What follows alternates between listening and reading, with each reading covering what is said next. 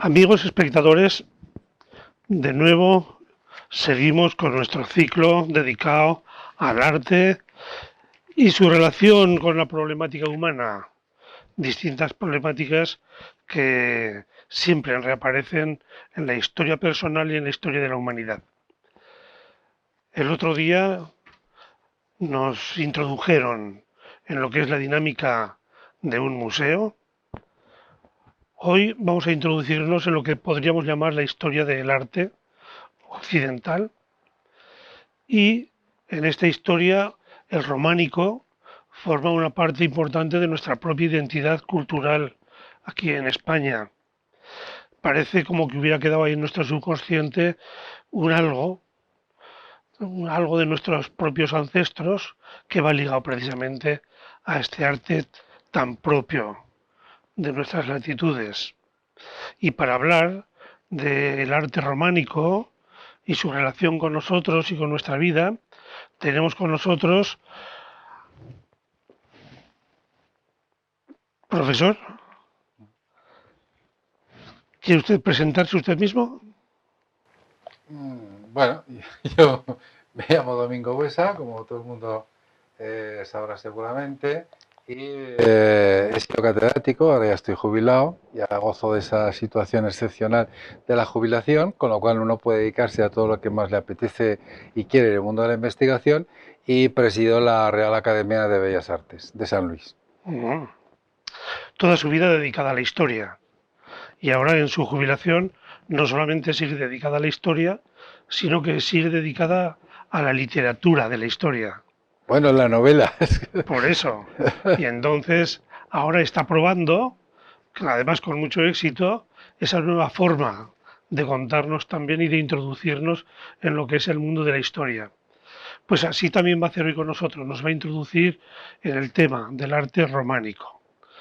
Profesor Buesa, ¿cómo podemos introducirnos en este arte de esta Europa que empieza a vivir con independencia ya de lo que ha sido hasta entonces el Imperio Romano y que va a ir ahí poniendo las bases de su convivencia futura? ¿Cómo es este arte?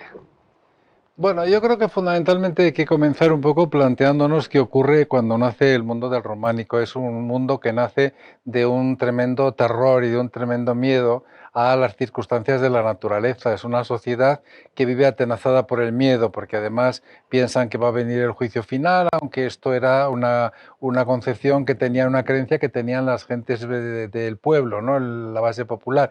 Las élites ya tenían claro que aquello no se iba a producir. Pero de hecho se vive un terror milenario bastante potente y bastante importante, con lo cual el hombre necesita poner orden a su vida. Y ahí es donde surge de alguna manera el románico como primera cuestión, es decir, la respuesta a ese miedo, la tranquilidad que se va a aportar de alguna manera para frenar ese terror. En segundo lugar, el románico nace de un conflicto muy poderoso entre dos ámbitos, el mundo antiguo y lo que empieza a ser el mundo moderno. Es decir, la sociedad del siglo X, del siglo XI sobre todo, es una sociedad que entiende que hay que recuperar todo ese largo mensaje y toda esa larga tradición histórica que ha habido a lo largo de los siglos y que esa tradición hay que recuperarla, tercer elemento importante, a través de la Iglesia, que es quien de alguna manera ha mantenido ese legado cultural, ese legado histórico. Y por lo tanto, la lucha contra el miedo, tranquilizar a la sociedad, en segundo lugar, recuperar toda esa larga historia del patrimonio heredado de los siglos anteriores, y en tercer lugar, a través de la Iglesia, que va a dar de alguna manera algo que es muy importante, que a veces no nos lo planteamos, pero tenemos que pensar que la Iglesia en este momento a la gente le da sentido a su vida. Y esto es muy importante, porque las sociedades que no logran tener sentido de su vida, los hombres y mujeres que no logran tener sentido de su vida, son hombres condenados de alguna manera a andar erráticos por el mundo y a no generar nada positivo, ni siquiera ningún avance, ¿no? Entonces la Iglesia aporta ese sentido de la vida y es donde nace el románico, que no hay que olvidar que es el primer lenguaje universal importante con el cual nos vamos a enfrentar en Occidente. Nos pone el arte en relación con cuestiones tan vitales como el orden.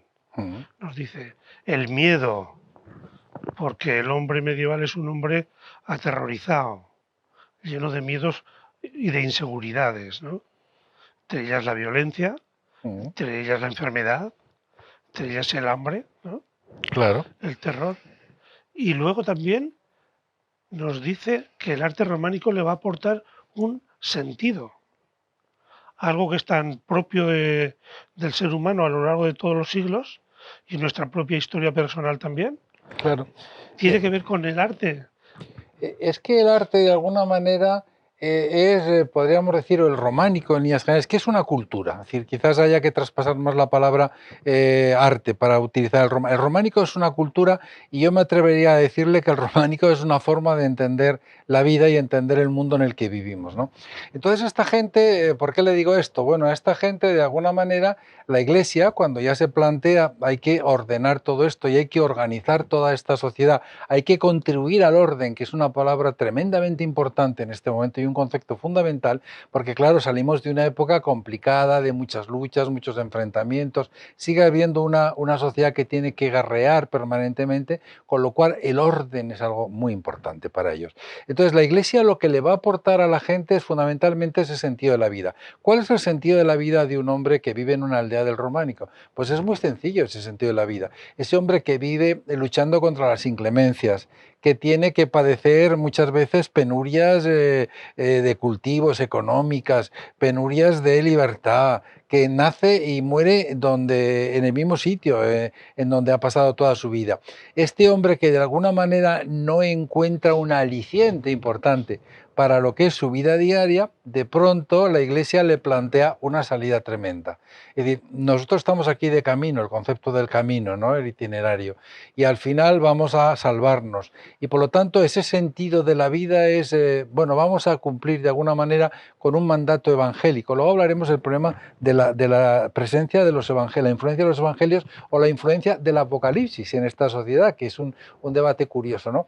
Pero le van a plantear, mire usted, si usted se comporta bien, si usted de alguna manera es correcto en el trato con los demás, es respetuoso, es cuidadoso, al final usted se va a salvar. Y entonces cuando tú entras, por ejemplo, en la Catedral de Jaca, como ejemplo, ya que tenemos el ámbito de este hermoso museo, ¿no?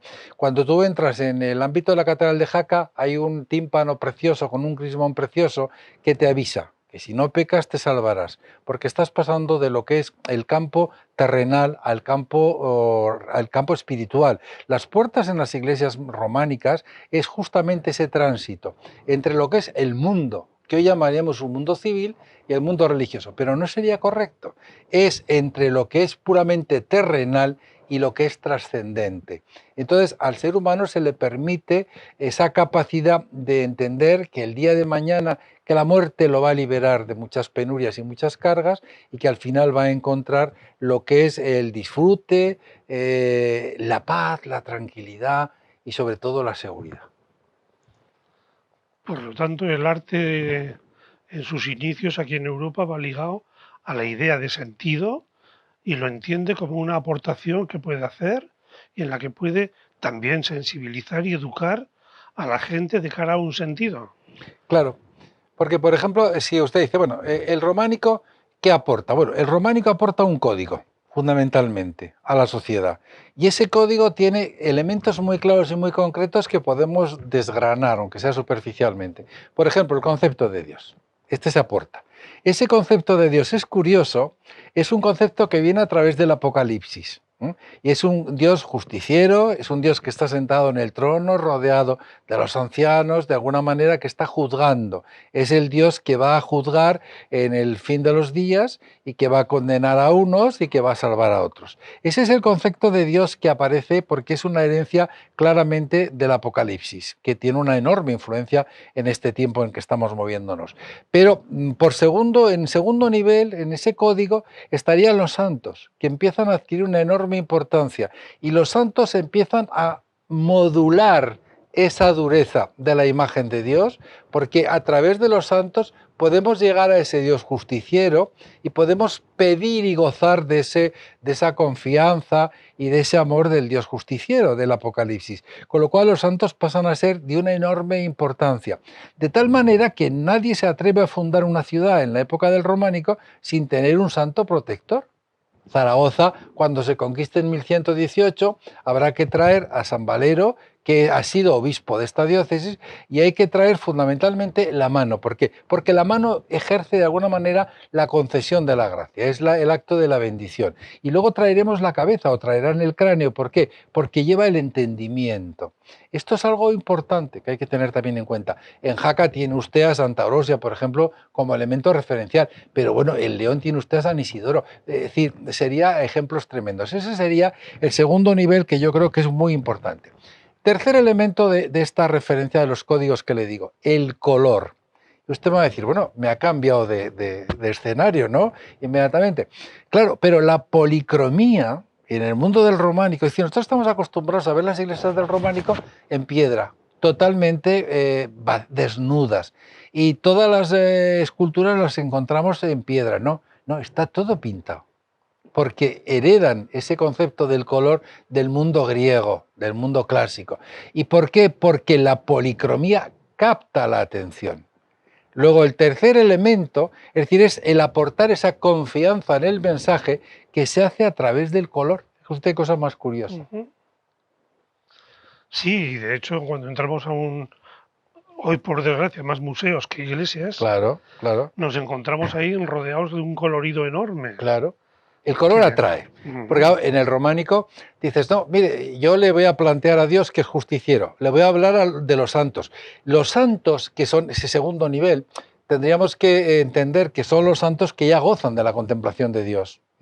Entonces, esos santos han llegado a esa contemplación a través de su testimonio personal, el martirio fundamentalmente, con lo cual las escenas fundamentalmente también son duras a veces, porque son los martirios, ¿no? Con lo cual necesitamos suavizar y darle un tono más de impacto en el tema del color. Pero luego fíjese que junto a esto hay otro elemento del código, que también completando un poco lo que les decía antes, es el tema de los animales fantásticos. Aparecen los animales fantásticos en el mundo del románico, es el 80% de las imágenes. Y alguien puede decir, oiga, estos elementos fantásticos, ¿qué papel tienen? Pues no tienen más papel que la representación del mal.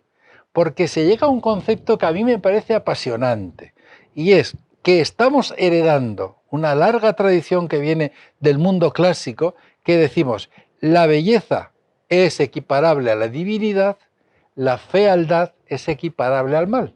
Entonces, todos esos animales defectuosos, lo que sería ese mundo fantástico de seres fantásticos que aparecen ahí, que abren grandes bocas, que nos amenazan, que muerden a la gente, etcétera, pues son de alguna manera elementos que nos van planteando esa presencia del mal. Pero el románico también tiene inmediatamente un elemento corrector. Es decir, pero el mal también es controlable. Y entonces nos aparece la recuperación de iconografías muy antiguas, como por ejemplo la diosa de las serpientes, que nos llevan al mundo del Egeo, ¿no? Esas diosas de las serpientes significa que yo controlo las serpientes en mis manos, con lo cual poseo el mal, llego a someter el mal. Y entonces en el mundo usted va por Jaca, en el mundo románico, pero vamos a centrarnos ya que estamos en Jaca. Si vamos visitando la catedral de Jaca, nos daremos cuenta que en la mayoría de los capiteles hay serpientes. Y entonces alguien puede decir, mire, la serpiente aquí está porque significa de alguna manera que cada 40 días cambia de piel y por lo tanto el ser humano es capaz de mejorar, es capaz de cambiar, es capaz de evolucionar y pasar del pecado a la bondad. Bien, pero fundamentalmente yo creo que la presencia de esas serpientes que muchas veces están en las manos de las gentes que están perdidas por los capiteles de la catedral de Jaca son la representación de que tú, pecador que estás aquí abajo, que has entrado en el reino de Dios, también tienes la capacidad de controlar y dominar el mal.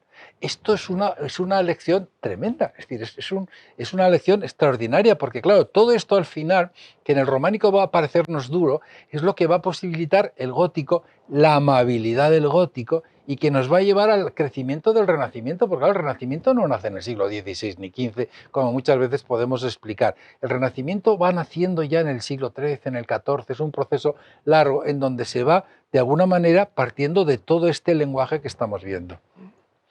Aparece entonces ahora otro elemento que es el sentido de continuidad que el arte tiene a lo largo de toda su historia Claro, también, ¿no? claro. Y, y aparece de una forma ya repetitiva el sentido del bien y del mal como un problema social muy importante. Y aparece también como una especie de hambre de justicia. Claro. El dios justiciero parece que está ahí con su sentido de autoridad Claro, como imagen central precisamente también, ¿no? claro. Con el La, la- Pantocrátor. la propia iglesia y el propio espacio de la iglesia se convierte en un espacio de protección, en un espacio donde triunfa de alguna manera la justicia. Y un mensaje que se va asumiendo y que en el mundo del románico se asume, en los textos lo vas viendo, hay un sentido de respeto a la dignidad de la persona. Lo hay. Es decir, muchas veces pensamos, no, mire usted, en el románico ha llegado un señor con la espada y a un pueblo, plan, plan, cortando cabezas por ahí. No, las cosas no son así como podemos decir a nivel general. La iglesia incluso se genera y se construye como un espacio de protección. Alguien que huye puede buscar la protección y entonces habrá que delimitar muy bien cuál es la condena, cuál es el delito y cómo actuar con esa persona, porque está protegida por ese espacio, con lo cual es lo que decía usted ahora, es muy importante el término de la justicia, de cómo en el mundo del románico impera la justicia. El mismo hecho, por ejemplo, de muchos relatos que tú encuentras en las puertas, donde hay muchas veces Daniel y el foso de los leones, les gusta mucho, o todos estos temas, te encuentras fundamentalmente que son referencias a transmitir a la gente que por encima de la dureza del tiempo en el que estamos viviendo, por encima de una sociedad en guerra fundamentalmente, hay que tener claro que debe prevalecer la justicia. Esto es importante. Y eso representado en el Pantocrátor. El Pantocrátor es el símbolo de todo, claro, y además, si usted se fija, por ejemplo, en el tema de la catedral de Jaca en el tímpano, el que cumple es protegido, el que no cumple no es que sea atacado, es que no es protegido.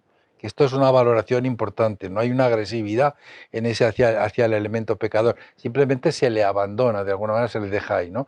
Pero porque el concepto del dolor como elemento de castigo será posterior, nacerá en la historia posterior. En el mundo del románico no es muy habitual, ¿no? En ese sentido. El dolor en el mundo del románico está fundamentalmente centrado en la enfermedad, que nos aparece muchas veces en los capiteles, aparece muchísimas veces personas que tienen los pies que están dentro de la cara o de la boca de un elemento demoníaco que está hundiendo, pero que es la representación no de que haya por ahí demonios que se van comiendo a la gente, sino que hay gente que en el mundo del románico, por problemas de mala ingesta de granos y de cereales, de avena, pues se produce una especie de fiebres tremendas y se va descomponiendo fundamentalmente los pies, y eso es lo que significa también la enfermedad. Porque, claro, hay otra cuestión importante, estábamos hablando de códigos de vida, ¿no? Estamos hablando de la dignidad de la vida, del sentido de la vida. Es decir, en el mundo del románico, cuando uno se pone delante y rodea las iglesias, si usted va, por ejemplo, a Cantabria, que es una experiencia apasionante, ¿no? Y entonces va viendo los canetes y dices, ¿esto qué es lo que estoy viendo aquí yo? Estoy viendo todo un muestrario de referencias sexuales, ¿eh? De hombre y mujer y de mujer y hombre. Entonces, de alguna manera, dices, bueno, ¿qué sentido tiene esto? ¿Es que esto ha habido alguien que se ha colado? No, no, no, no se ha colado nadie. Es que el románico, en ese tremendo sentido de ordenar la sociedad, tiene claro que la sociedad necesita de los nacimientos, necesita del crecimiento.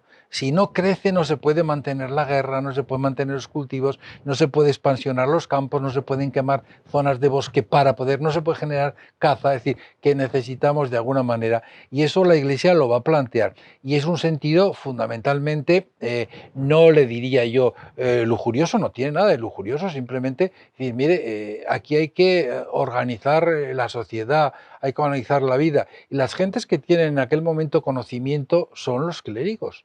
Los clérigos son gente que se han dedicado a estudiar y que sobre todo han mantenido contra viento y marea, contra fuegos y invasiones y guerras, han mantenido el legado de la antigüedad. Y ese legado de la antigüedad que la Iglesia recoge en tiempos de Constantino es muy importante. Que ese es otro de los aspectos que a veces nos pueden parecer lejanos al mundo del románico y no es así.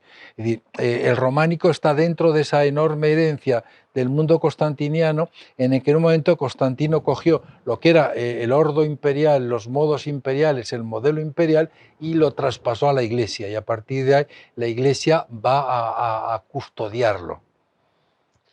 Y el románico es, sin embargo, un arte religioso, El románico es totalmente religioso, promovido por religiosos, promovido por fundamentalmente, religiosos y con una finalidad religiosa. y con una temática, digamos, también religiosa. Religiosa. Y sin embargo, es curioso que estamos hablando continuamente de problemas de sociedad, de problemas humanos. Porque la Iglesia es quien está construyendo la sociedad. Es decir, nosotros hoy nos sentimos profundamente dichosos de ser europeos, ¿vale? Y eso es importante, somos europeos. Y Europa es, de alguna manera, una unidad política y cultural tremendamente notable, que no es más que la consolidación en una idea de Occidente. Punto. Bien. Pero claro, si nosotros pensamos eso, tendremos que reconocer que Europa es un producto de la Iglesia y de unas órdenes monacales que son las que van construyendo aldea a aldea, terruño a terruño, monasteriolo a monasteriolo, van construyendo esta idea de Europa, con San Benito como fondo, ¿no? Con ese mensaje. Y que además esa idea de Europa también se construye entre la lucha del papado y la lucha del imperio. Es decir, que eso está fundamentalmente. Y claro, cuando decimos, no, mire, es que esto de alguna manera ha nacido aquí. No, no, ha nacido porque había una posición de la Iglesia, de que había que construir una sociedad que fuera creciendo. Una sociedad en la que las cosas fueran a mejor, en que la gente pudiera vivir mejor. Esto está ahí, es el lenguaje del románico. Tenía entonces también un sentido pedagógico, Claramente. educativo. E incluso audiovisual, si usted me tira Sí, más sí, allá, a lo mejor también. sea la televisión del momento. Sí, pero y además orientador. Claro, claro, Orientador en el sentido profundo, claro, claro. porque no solamente trataba de dar cuestiones concretas de conducta, ¿no? Y no solamente trataba de dar un marco legal de seguridad, que psicológicamente es muy importante, sino que trataba también de promover un sentido de la vida Claro, que fuera dirigido hacia un proyecto, entendido como un proyecto que efectivamente enmarcaba claro. la vida de las personas, bastante desgraciada entonces, pero dentro de un contexto que tenía esperanza. Claro. Es que además, sí, alguien puede decir, no, pero está usted planteando solamente que resulta que el románico lo que plantea o lo que propone es, mire usted, cumpla las cosas para salvarse. Bien, de acuerdo. Ese es de alguna manera, eso da sentido a la vida, porque a la vida se le da sentido también con la trascendencia. El ser humano es un ser condenado a la trascendencia, y si no trasciende, y si no tiene sentido de trascendencia, es profundamente desgraciado, pero eso ya lo planteaban los filósofos griegos que no había nacido todavía Jesús de Nazaret, con lo cual hay que ser un poco coherentes. Pero claro, cuando alguien me plantea eso, yo le digo, bueno, bien, perfecto, pero para llegar a ese fin, que es la salvación, tú le estás diciendo a la gente, mire, tiene que comportarse bien con el de al lado. No tiene que abandonar a sus gentes, no puede matar ni ir asesinando por ahí, no puede usted engañar por ahí, tiene que respetar unas normas básicas de convivencia. ¿Qué es lo que estamos haciendo? Estamos construyendo una sociedad. Y eso es tremendamente un valor real diario, del día a día, cotidiano, si quiere usted terrenal, pero vamos, me da igual. Por lo tanto, no, la Iglesia en este momento no solamente está planteando usted debe de mirar a salvarse, claro que sí, está planteando también que hay que aprender a convivir. Es decir, el concepto de la libertad es un concepto muy importante y cuando a veces se identifica que el cristianismo es una religión que no está de acuerdo con la libertad, es totalmente falso. El cristianismo está basado fundamentalmente en dos hechos, la dignidad y la libertad del ser humano, el respeto a la dignidad del ser. Voltaire decía que para que los ricos y los poderosos pudieran morirse en su cama, necesitaba de la religión. Y nos está explicando esto, es decir, nos está dando razón y sentido a todo esto que estamos usted y yo comentando ahora. En el mundo del románico, la enorme importancia del papel civilizador de la Iglesia que se hace a través del románico. Porque claro, ¿cómo le transmite a usted a un señor que está perdido en un valle o que está perdido en un territorio? ¿Cómo transmite usted a toda esta gente ese mensaje? Son gente que no saben leer, la mayoría de ellos. No tienen lectura, entonces tiene que hacerles un libro en el cual les vaya, un libro de vida en el cual les vaya transmitiendo todo esto. Y entonces la Iglesia lo que hace es fundamentalmente basarse y hacer uso de la imagen. La imagen se convierte en ese mensaje. Y además esto es el final de un largo debate que se va viniendo desde la tardorromanidad, en el que hay gentes que dicen, no, la imagen es perniciosa y es pecaminosa y hay que destruirla, y otros que dicen, no, no, la imagen tiene un enorme sentido que de alguna manera aporta al ser humano algo que necesita, y es la referencia. Los seres humanos necesitamos la referencia. Nadie puede pensar recordando algo en abstracto. El recuerdo no es abstracto, el recuerdo es de una escena, es de un paisaje, es de un olor, es de un sabor, es de un tocar a una persona, pero es algo material. Necesitamos, de alguna manera, para recordar ese sentido material. Y yo creo que el románico lo entiende con toda claridad. Son gente muy lista, ¿eh? Ya veo, ya veo. Pero una gente muy lista que parece que tenía resuelto algunos de los problemas que hoy no tenemos solucionados. Porque el sentido del románico es precisamente aportar sentido. Claro. Y Cuando el, yo no tengo libros, decía, por ejemplo, Juan Damasceno, en el siglo VIII, cuando yo no tengo libros, voy a la iglesia y contemplo las pinturas. Ujú. Ojo. Pero claro, el drama precisamente del arte actual es la cuestión del sentido. Claro, claro. ¿Qué sentido dar en una cultura que no cree en el sentido? Hay Es, gente que a veces dices, bueno, hay algunos críticos que dicen, no, esto es como muy medieval, ¿no? Puede tener los trazos medievales o puede tener esa...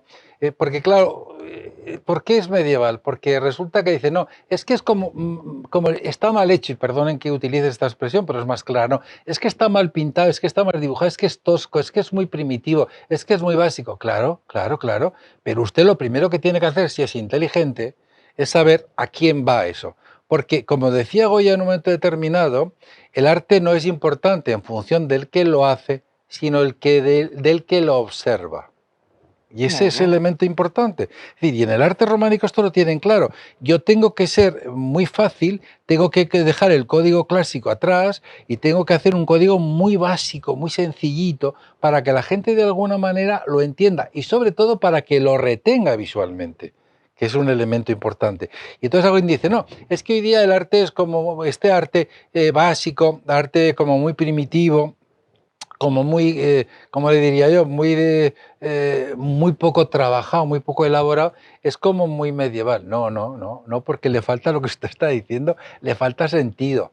Yo puedo pintar un muñeco y lo puedo pintar para cumplir una finalidad que tenga como clave por ejemplo, el que a un niño pequeño lo pueda acercar a algo o a un niño pequeño le pueda dar un aporte y un momento de felicidad. Y sería sentido, eso tendría sentido. Si solamente lo hago por el puro placer estético, no tiene ningún sentido. Ujú. ¿Y el sentido de belleza? ¿Existe un sentido objetivo de belleza en el románico? Sí, en el románico, y además había muchos autores que luchan. A lo largo de la historia, la Iglesia, aparte de generar arte, ha tenido grandes críticos y grandes pensadores, y esto hay que reconocerlo, ¿no? Entonces se han planteado, por ejemplo, en el siglo XVII, aunque nos vayamos un poquito, ¿no? En el siglo XVI, en todo el mundo ese de finales del XVI y el XVII, se plantean realmente nuestros místicos el concepto de la belleza, que es fundamental. Y dices, mire, si yo encuentro una cosa fea, me repele, me distancia. Entonces, ¿cómo puede usted hacerme acercar a Dios si me lo plantea a través de una imagen horrible, fea, que me aleja? Entonces, ese sentido de la belleza estaría acabando asumiéndose a la bondad, a lo valioso y a lo divino, a lo respetable, y el sentido de la fealdad, a lo que aleja, a lo que distancia, a la maldad, ¿no? Y esto es muy románico. Claro, ya usted me va a decir inmediatamente, bueno, pero si tú coges un capitel románico, a veces no tiene, o una virgen románica, por ejemplo, son muy feas, yo lo reconozco, me paso muchos años de mi vida estudiándolas, pero hay imágenes románicas que son muy feas, pero el sentido no es ese el sentido, realmente, porque claro, yo me tengo que poner en aquel momento y decir, ¿cuál es el concepto de lo feo en el siglo XI? ¿Cuál es el concepto de lo feo en el siglo XII? ¿Cuál es el concepto del arte? Porque claro, el siglo XIII, que va a ser un cambio fundamental, es porque se aporta un elemento nuevo que es la luz. Hasta este momento no ha entrado la luz en juego, ¿no? Entonces son simplemente formas. Entonces, las formas tienen que tener claridad, que es lo que en el románico ocurre, lo cual no está exento de que usted tenga piezas románicas preciosísimas.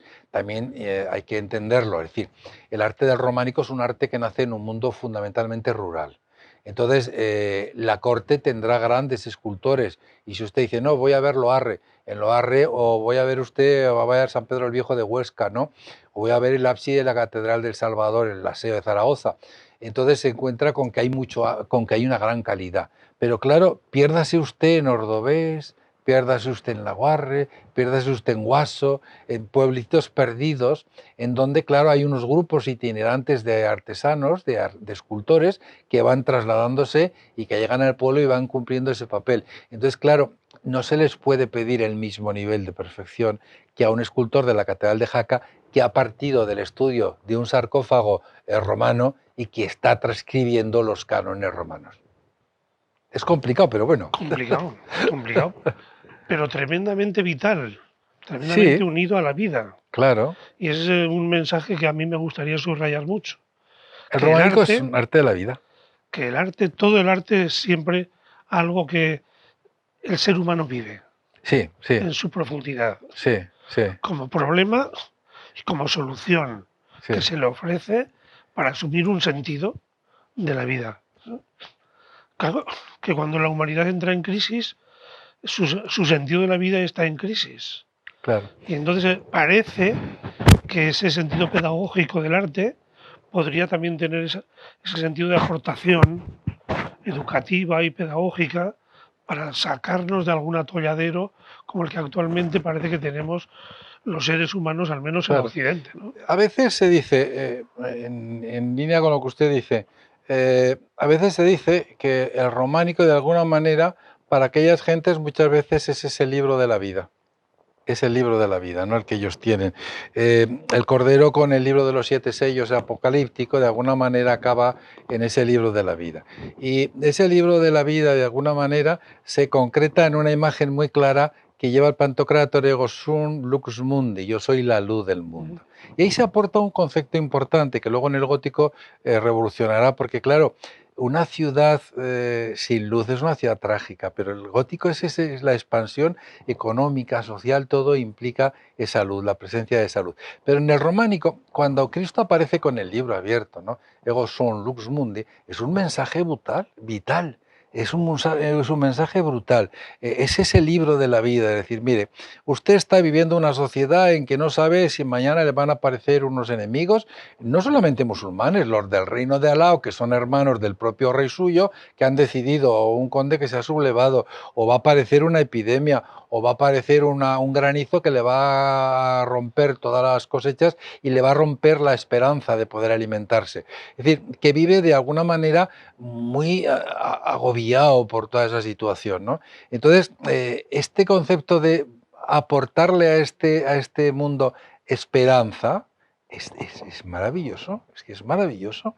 Y además, decirle, mire, la esperanza no solamente es que usted pueda salvarse, la esperanza es que usted también va a vivir mejor consigo mismo si cumple una norma. Ese código de vivencia que plantea la Iglesia y que los autores y los teóricos de la Iglesia van a plantear en ese momento es muy importante. Hay un caso concreto, Santo Tomás, estamos ya a finales del siglo XIII, él muere en 1274, pero ahí claramente cuando dice, ¿por qué es importante la imagen?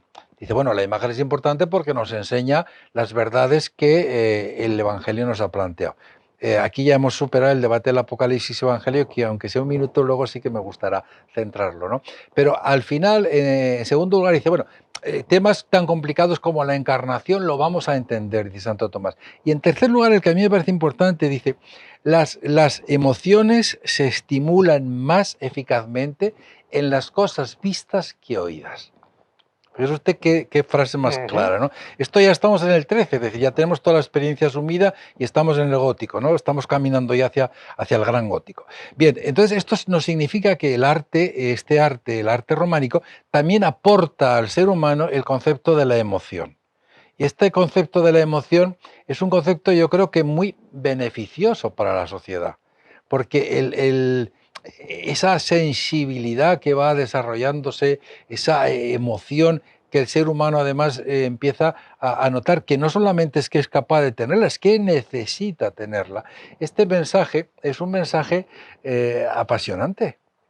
Porque tú tienes emoción cuando entras a una iglesia románica. Hoy día la gente dice, oye, es que me siento aquí, déjame aquí, olvídate de mí. Ujú. ¿Por qué me voy a olvidar de ti? ¿Por qué te sientes emocionado en el siglo XXI metido en una iglesia románica? ¿Por qué cuando entras en Santiago de Orés, quiero recordar, ¿no?